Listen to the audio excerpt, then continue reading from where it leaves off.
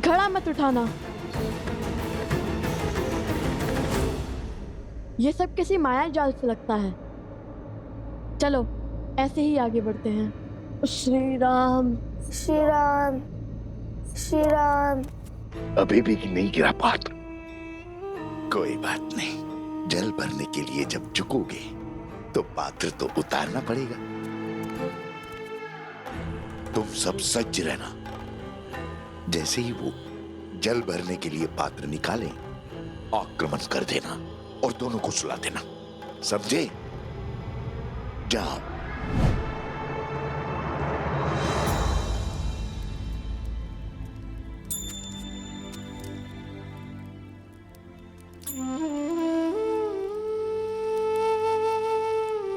जानता हूं तुम्हारे मन में क्या चल रहा है, लव और कुश। अब आपसे क्या छिपा है? मैं जानती हूँ मेरे दोनों पुत्र वीर हैं, पराक्रमी हैं, किंतु उतने ही नटखट भी हैं। इसलिए मैंने उनको दंड स्वरूप आश्रम के बाहर भेज दिया, जल लाने के लिए। अंधकार है और असुरी माया पूर्णतः नष्ट नहीं हुई अब। क्या मैंने उचित किया? कोसल राज्य का भविष्य हैं वो दोनों। पराक्रमी तो होंगे ही। नाविक की योग्यता की पहचान चक्रवात में ही होती है, स्थिर जल में नहीं बंदेवी। तुम्हारे पुत्रों ने आश्रम में रहकर बहुत कुछ सीखा है, किंतु अब समय है बाहर के संसार को जानने का, उसे समझने का। मुझे आपके कहे हर शब्द पर और अपने पुत्रों के शौर्य पर पूरा विश्वास है। और अब तो मुझे प्रतीक्षा है केवल उस क्षण की जब मेरे पुत्र अपने पिता, अपने पूजने से मिलेंगे, प्रभु श्री राम से मिलेंगे। तथास्तु। और लव कुश की चिंता छोड़ दो बंदेवी। अपने पिता और माता की भांति उनमें भी हर संकट का हल खोजने का सामर्थ्य है।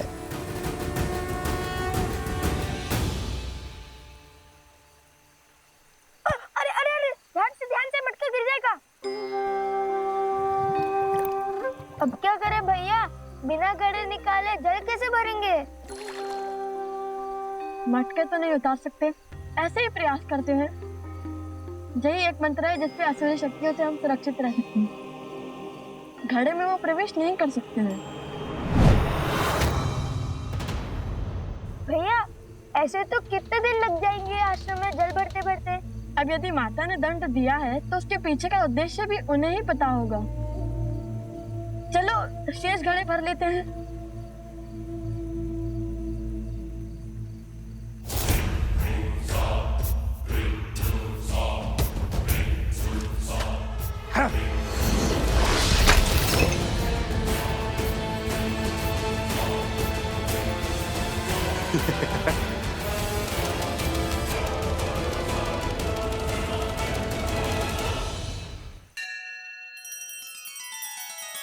श्री रामचंद्र कृपालु भज मन हरण भव भय दारुणम। नव कंज लोचन कंज मुख कर कंज पद कंजारुणम।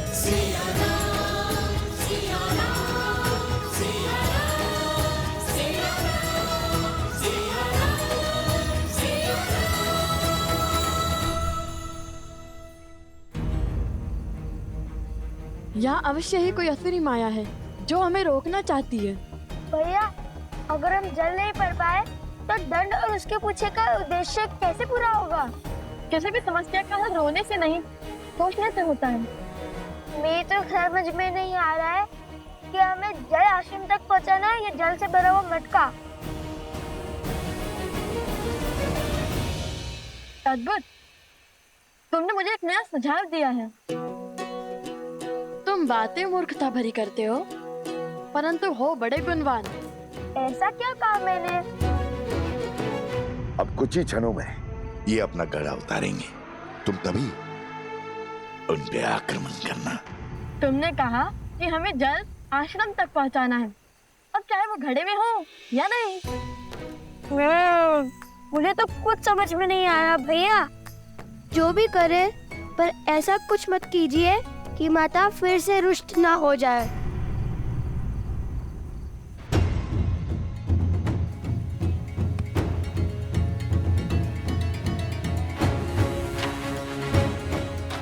तुम चिंतित न हो, तुमने जो सुझाव दिया है उससे माता प्रसन्न नहीं होंगी, दुखी नहीं।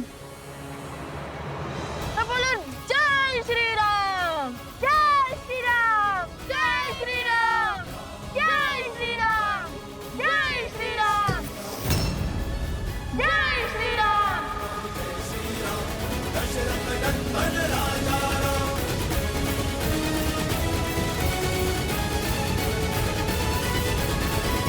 यदि हम दोनों साथ जाएंगे तो वो त्याग नहीं, समस्या से भागना होगा आर्य।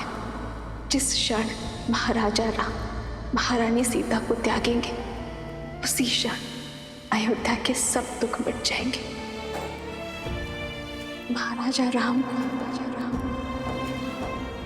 महारानी का त्याग करना होगा। राम इस राज को एक सक्षम राजा ही नहीं, सर्वश्रेष्ठ उत्तराधिकारी भी चाहिए। बिना युगल आहुति के न यज्ञ पूर्ण होता है और ना ही उसका फल मिलता है।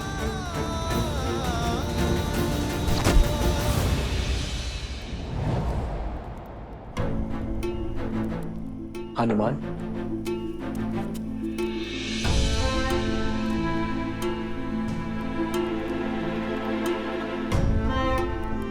क्या बात है हनुमान,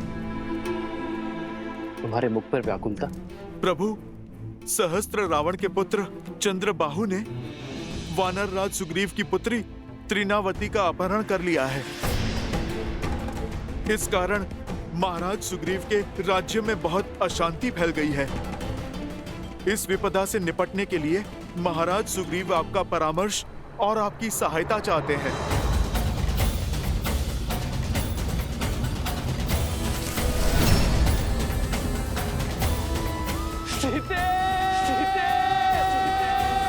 रावण का वध तो हो गया है हनुमान, किंतु उसकी विचारधारा का नाश होना अभी शेष है। दृष्टता और अधर्म हर रूप में धर्म के लिए चुनौती है, किंतु स्त्री को देवी की भांति पूजा करने वाले इस समाज में स्त्री को वस्तु की भांति उठा लेने वालों की धारणा का नाश होना चाहिए।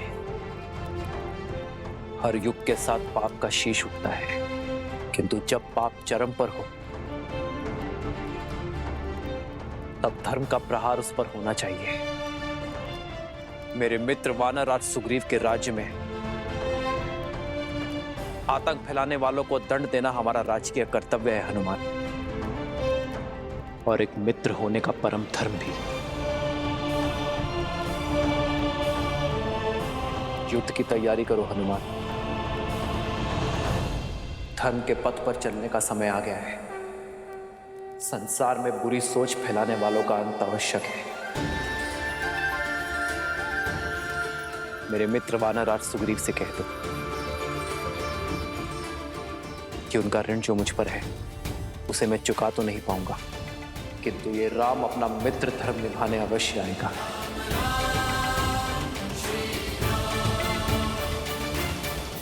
वंदिनी, वंदिनी, वंदिनी। क्या हुआ कुमुदनी?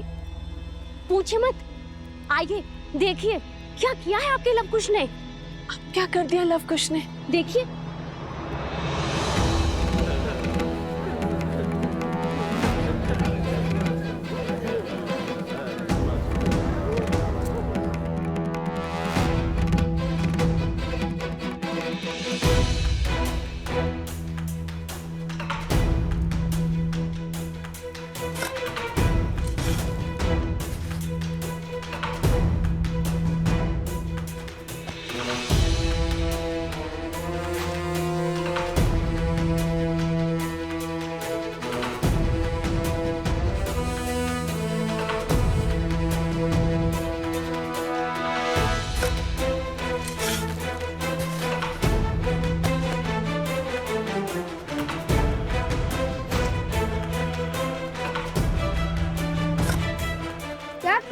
ये लोग?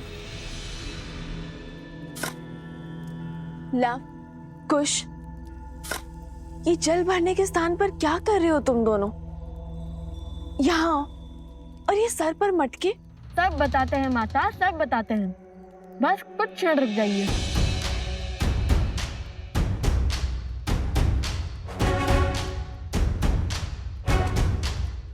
खुश, चलो वो खोल देते हैं।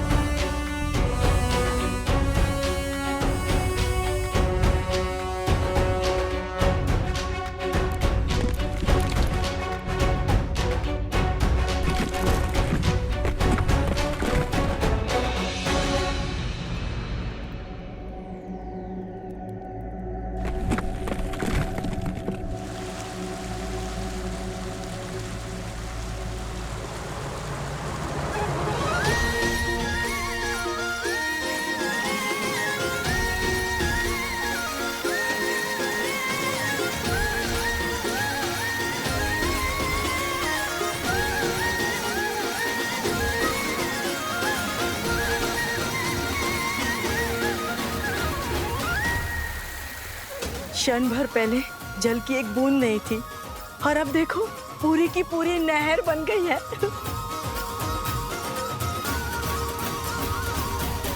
और लव कुश की चिंता छोड़ दो बंदेवी। अपने पिता और माता की भांति उनमें भी हर संकट का हल खोजने का सामर्थ्य है।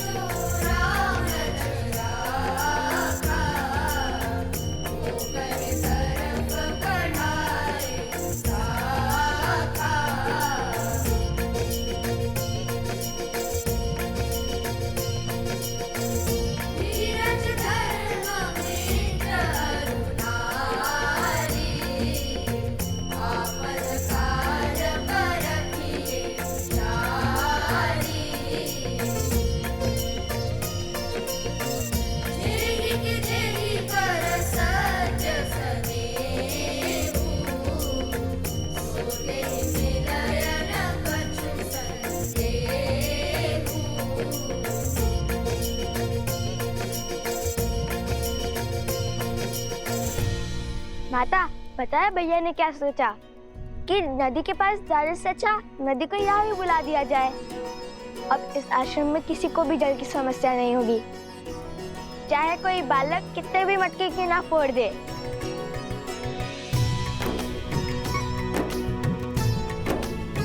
कार्य मेरा था, परंतु सुझाव कुश का। जानती है माता, हमारी प्रेरणा कौन सा प्रसंग बना? जब नल और नील ने राम नाम लिखकर लंका तक सेतु बनाया था, तो हमने सोचा जब राम नाम का पत्थर सागर में तैर सकता है, तो राम नाम का फावड़ा नदी के लिए मार्ग क्यों नहीं बना सकता?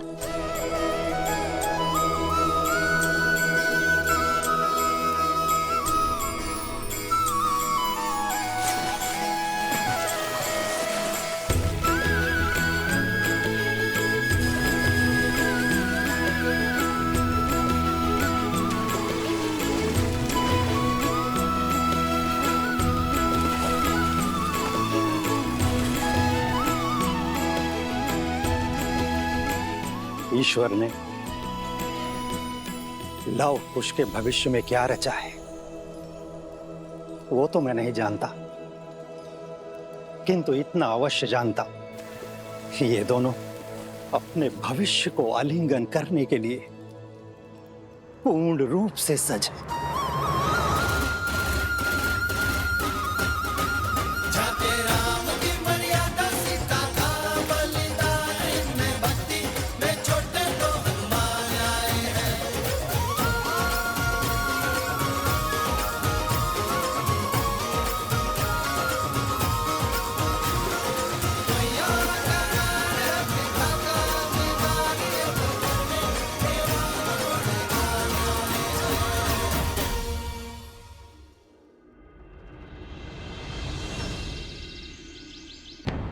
माना कर्तव्य महत्वपूर्ण है राम, परंतु अश्वमेध की घोषणा करके उसे रोक देना अशुभ भी है और अपयश कारक भी।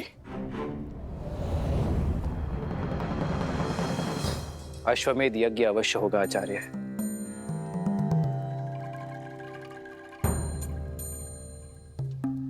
अभी मैं युद्ध में जा रहा हूं आचार्य, किंतु मेरे युद्ध से लौटते ही ये यज्ञ आरंभ होगा।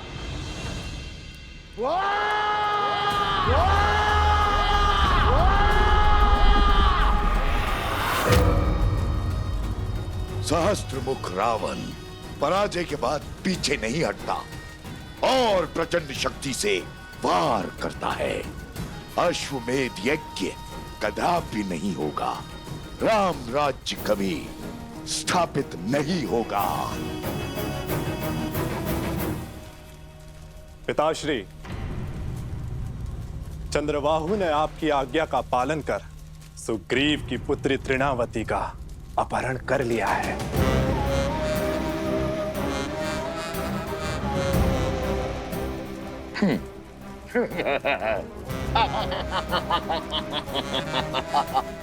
कैसे कैसे बचोगे राम मेरे इस प्रहार से? अब राम को सुग्रीव की सहायता के लिए जाना होगा और अयोध्या अश्वमेध यज्ञ से वंचित रह जाएगी। और राम के जाते ही हम अपनी शक्ति से उसकी प्रजा में पुनः धर्म की स्थापना कर देंगे।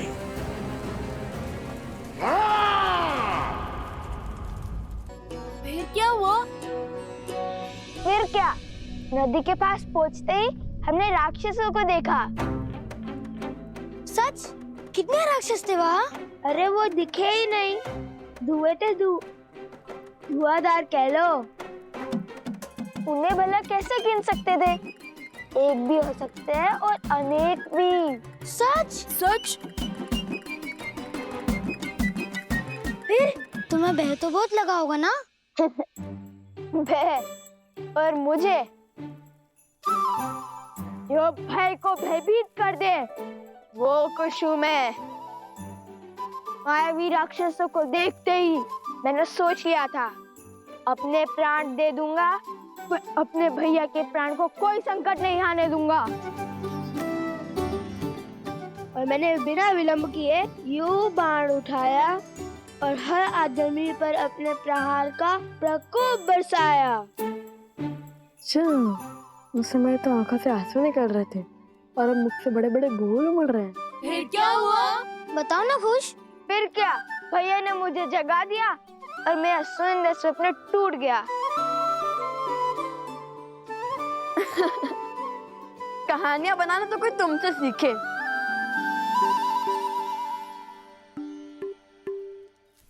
कथा का सार ये है कि माताओं को कितना कष्ट होता है इतनी दूर जाकर जल लाने में। तो हमने सोचा कि जल को ही माताओं के पास लेके आए। क्यों, उचित कहा ना भैया? अवश्य। सच लव और कुश, बहुत वीर हो तुम दोनों। अब ये जल सदा आश्रम के पास रहेगा और वो राक्षस दूर।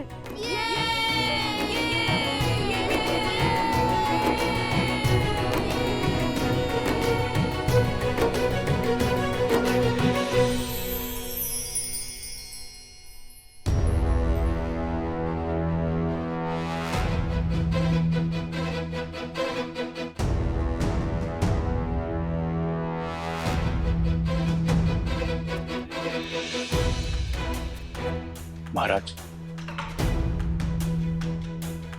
क्या समाचार लाए हो अंगद? हमारे पास इतनी सेना नहीं है कि हम इस दुर्ग को चारों ओर से घेर सके महाराज। परंतु आप निश्चिंत रहे महाराज, मैंने प्रण लिया है उस चंद्रबाहु का वध करने का, जिसने बिना कारण आपकी किष्किंधा राज की पुत्री का अपहरण किया। अंगद, हमें शीघ्रता करनी होगी।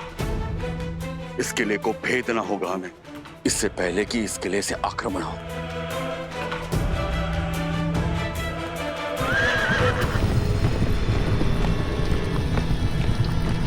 लगता है राक्षस आक्रमण करने वाले हैं महाराज। सैनिकों, सज्ज हो जाओ।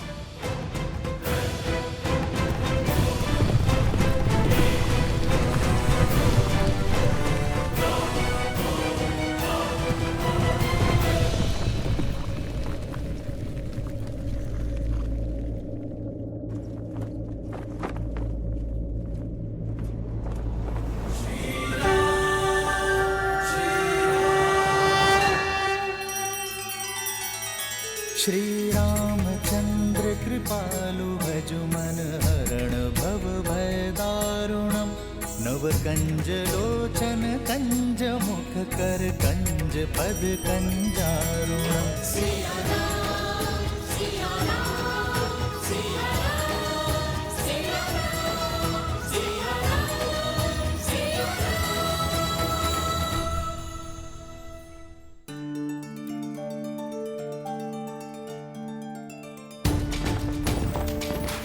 ये तो प्रभु श्री राम पधारे हैं।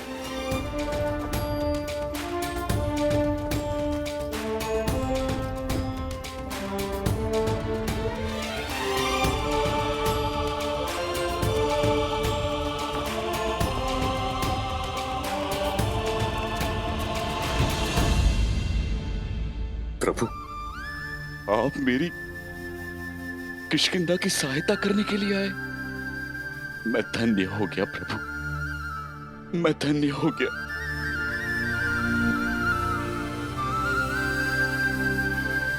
प्रभु नहीं, आपका मित्र आया है। जब ये नर विपदा में था तब वानर सहयोग में आए, तो अब ये नर पीछे कैसे हट सकता है मित्र?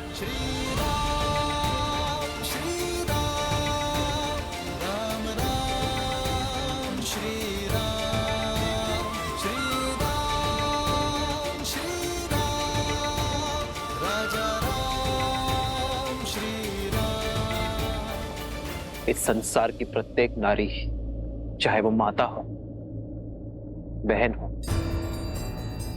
पुत्री हो या फिर पत्नी, प्रत्येक नारी सम्माननीय होती है।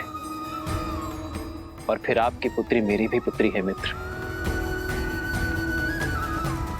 हमारी पुत्री का अपहरण करने का दुस्साहस जिसने किया है उसे दंड अवश्य मिलेगा।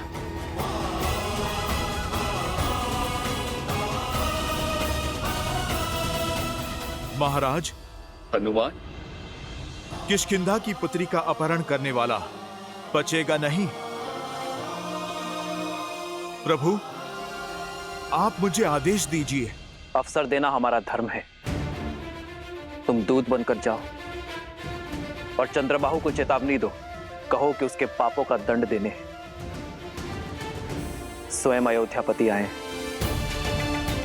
और यह अंतिम अवसर है। यदि उसे प्राण प्रिय है तो मेरे मित्र वानराज सुग्रीव की पुत्री तृणावती को सम्मान सहित लौटा दे।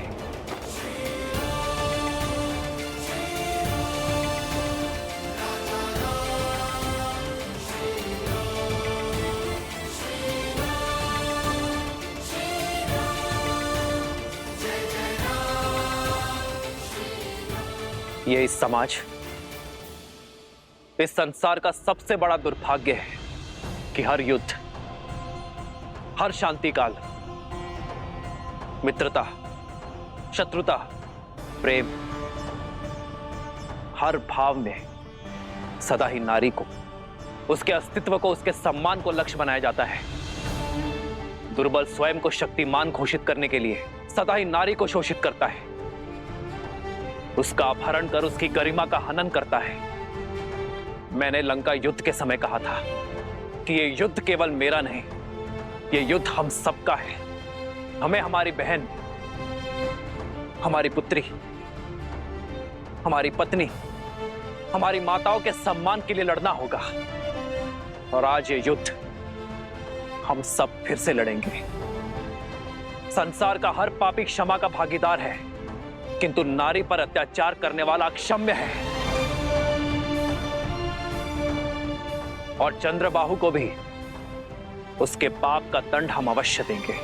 जय श्री राम, जय श्री राम, जय श्री राम, जय श्री राम। जय हनुमान ज्ञान गुण सागर, जय कपीस तिहु लोक उजागर, रामदूत अतुलित बल धामा, अंजनी पुत्र पवन सुत नामा। राम दुआरे तुम रखवारे, होत न आज्ञा बिनु पैसारे। आपन तेज समारो आपै, तीनों लोक हाथ करे कापै। जय जय हनुमान। कौन हो तुम? प्रभु श्री राम का दूत, उनका सेवक चंद्रबाहु से मिलने आया हूं। तुम मुझे उस तक ले चलोगे या मैं तुम्हें उठा कर ले चलूं?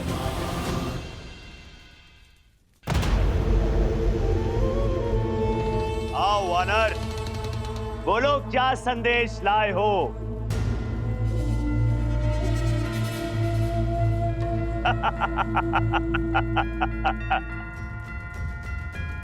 चयन का विकल्प लाया हूं। इसे तुम संदेश समझो या फिर चेतावनी। ये तुम्हारे हाथ में है चंद्रबाहु। मेरे प्रभु श्री राम का आदेश है, या तो वानर राज सुग्रीव की पुत्री को तुम सम्मान सहित लौटा दो, या फिर अपनी मृत्यु के लिए सज्ज हो जाओ। सुना, मुझे स्त्री के सम्मान का पाठ पढ़ाने का आदेश वो दे रहा है जिसने लोगों की बातें सुनकर स्वयं अपनी पत्नी के सम्मान को तार तार किया, उसे त्याग दिया। चंद्रबाहु, जो सत्य मैं आज जानता हूं, कल वो पूरा संसार भी जानेगा कि ये सब तुम्हारे पिता सहस्त्रमुख रावण का किया धरा है।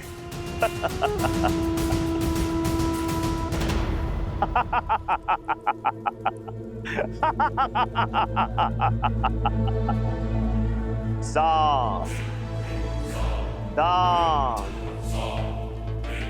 दंड, भेद। युद्ध को जीतने के लिए शत्रु को युक्ति लगाने का पूरा अधिकार है। उसका प्रयोग मेरे पिता ने भी किया, तुम भी करो। जाओ, मेरी पत्नी के विरुद्ध बातें फैलाओ। किसने रोका? मैं उसका सत्य जानता हूं। अब तुम ही बताओ, स्वयं को लोक अपवाद से बचाने के लिए जिसने अपनी पत्नी को त्याग दिया, वो स्वार्थी है या फिर कायर?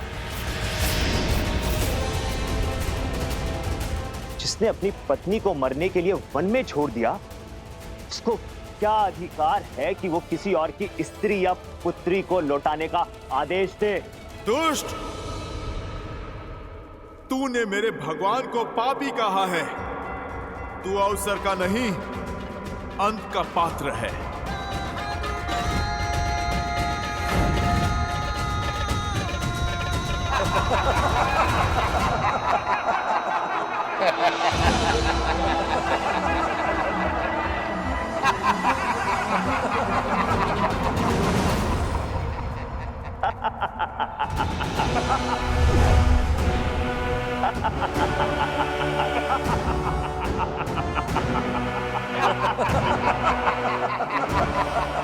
कर ली मन की।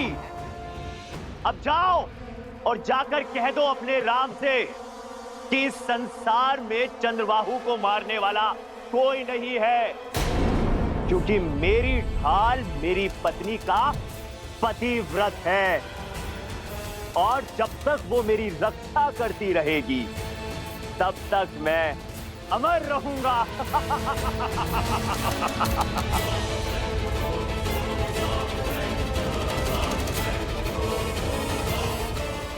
और पूछ जाके उस अयोध्या के राजा से, क्या उसकी पत्नी भी उसकी रक्षा करती है या केवल वन में छिपी रहती है?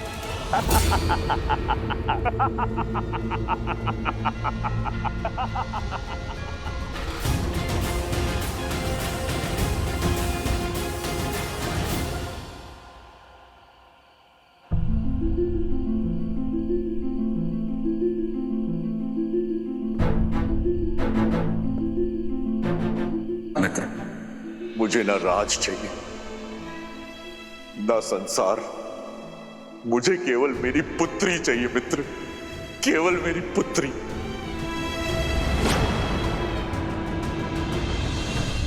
सीते, सीते, सीते,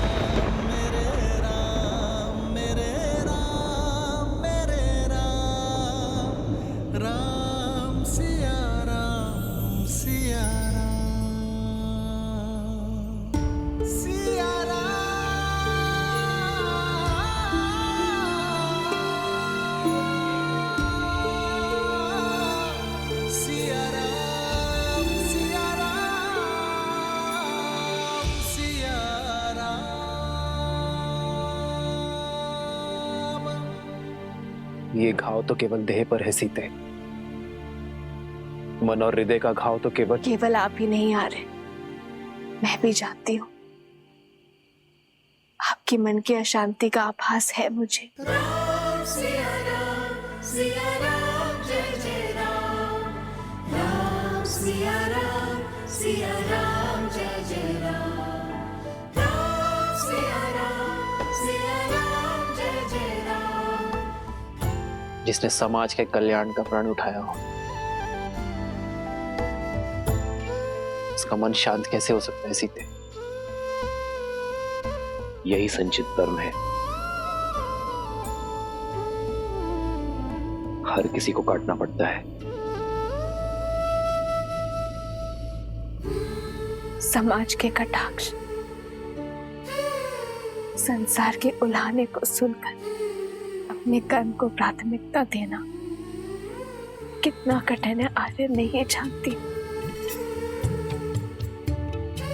और आपके हर संघर्ष की विजय पर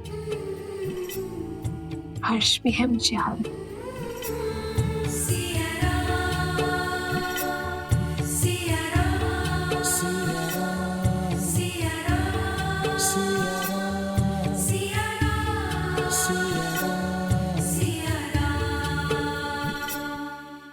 त्याग से बड़ा इस संसार में कोई तप नहीं है सीते।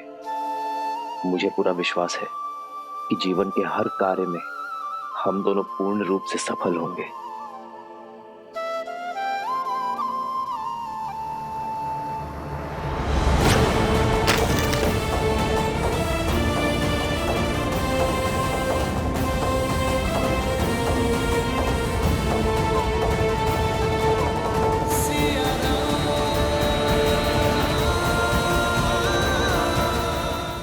क्या है यार जो आपको इतना विचलित कर रहा है? कल भोर होते ही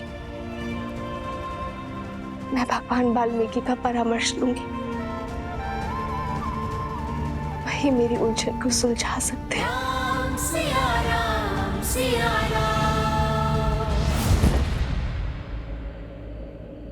प्रभु, चंद्रबाहु की पराजय उसकी पत्नी में छुपी है, क्योंकि उसका ढाल उसकी पत्नी का पतिव्रता धर्म है। प्रभु, मैंने बहुत प्रयत्न किया, मैं कोई सूचना नहीं जुटा पाया। कल भोर होते ही हम युद्ध का शंखनाद करेंगे।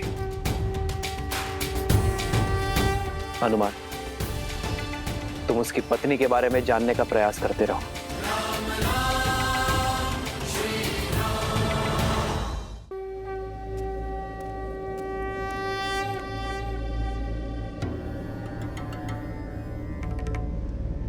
हनुमान जी किस भेद की बात कर रहे हैं पिताश्री? क्या है चंद्रबाहु की मृत्यु का रहस्य? उसकी पत्नी कैसे उसकी रक्षा कर रही है? चंद्रबाहु ने ब्रह्मदेव की घनघोर तपस्या की गणेश, और इस तपस्या के फलस्वरूप उसे मिला एक वरदान। कैसा वरदान? वरदान ये था गणेश कि जब तक चंद्रबाहु की पतिव्रता पत्नी पद्मावती निरंतर ब्रह्मदेव के मंत्र का जाप करती रहेगी, तब तक चंद्रबाहु को युद्ध में कोई पराजित नहीं कर सकता। इतना ही नहीं, एक और वरदान भी मिला चंद्रबाहु को। एक और वरदान? हाँ, चंद्रदेव ने अपने परम भक्त चंद्रबाहु को वरदान स्वरूप वर्धमान नामक भाला दी, जिसकी शक्ति ये है कि वो जिसे चाहे स्थिर कर सकता है। स्थिर करने की शक्ति? इसका काट क्या है पिताश्री? इसकी काट स्वयं मैं हूं गणेश। आप?